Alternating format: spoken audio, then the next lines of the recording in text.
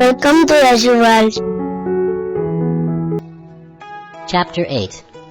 Attaining the Supreme. Arjuna inquired, O my Lord, O Supreme Person, what is Brahman? What is the Self? What are fruit of activities? What is this material manifestation? And what are the demigods? Please explain this to me. Who is the Lord of sacrifice? And how does he live in the body, O Madhusudana? And how can those engaged in devotional service know you at the time of death? The Supreme Personality of Godhead said, The indestructible, transcendental living entity is called Brahman, and his eternal nature is called Adhyatma, the Self. Action pertaining to the development of the material bodies of the living entities is called karma, or fruit of activities.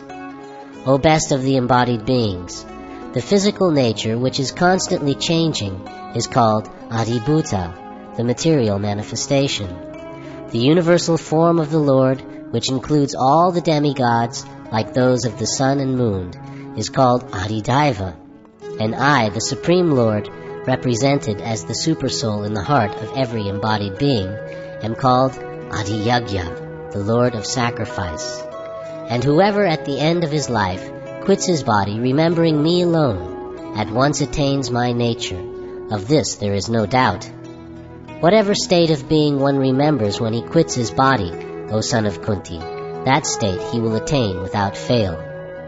Therefore, Arjuna, you should always think of me in the form of Krishna, and at the same time carry out your prescribed duties of fighting. With your activities dedicated to me, and your mind and intelligence fixed on me, you will attain me without doubt. He who meditates on me as the Supreme Personality of Godhead, his mind constantly engaged in remembering me, undeviated from the path, he, O Partha, is sure to reach me. One should meditate upon the Supreme Person as the one who knows everything, as he who is the oldest, who is the controller, who is smaller than the smallest, who is the maintainer of everything, who is beyond all material conception, who is inconceivable, and who is always a person.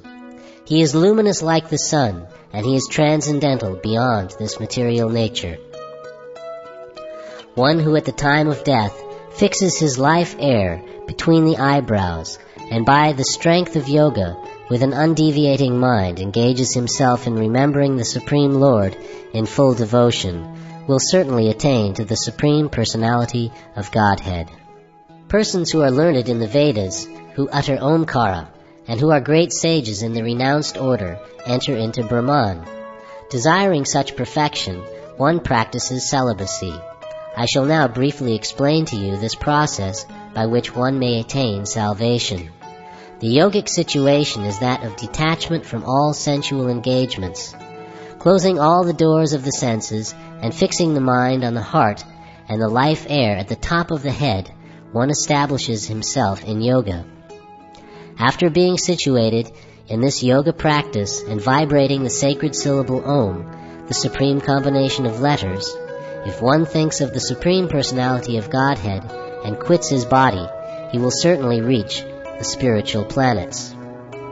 For one who always remembers me without deviation, I am easy to obtain, O son of Pritha, because of his constant engagement in devotional service.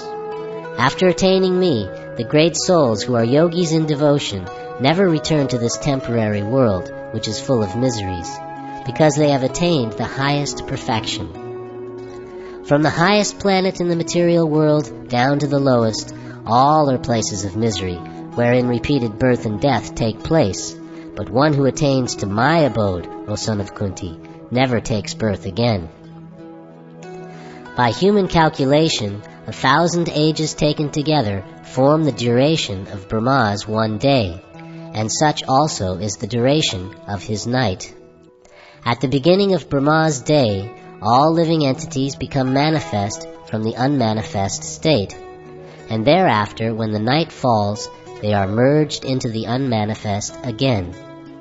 Again and again, when Brahma's day arrives, all living entities come into being, and with the arrival of Brahma's night, they are helplessly annihilated.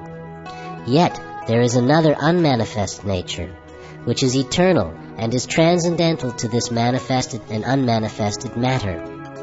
It is supreme and is never annihilated. When all in this world is annihilated, that part remains as it is. That which the Vedantists describe as unmanifest and infallible, that which is known as the supreme destination, that place from which, having attained it, one never returns, that is my supreme abode. The Supreme Personality of Godhead, who is greater than all, is attainable by unalloyed devotion. Although he is present in his abode, he is all-pervading, and everything is situated within him. O best of the Bharatas, I shall now explain to you the different times at which, passing away from this world, the yogi does or does not come back. Those who know the Supreme Brahman attain that Supreme by passing away from the world during the influence of the fiery god, in the light, at an auspicious moment of the day, during the fortnight of the waxing moon, or during the 6 months when the sun travels in the north. The mystic who passes away from this world during the smoke, the night, the fortnight of the waning moon, or the 6 months when the sun passes to the south, reaches the moon planet, but again comes back. According to Vedic opinion, there are 2 ways of passing from this world, one in light and one in darkness. When one passes in light, he does not come back, but when one passes in darkness, he returns. Although the devotees know these 2 paths, O Arjuna, they are never bewildered. Therefore, be always fixed in devotion.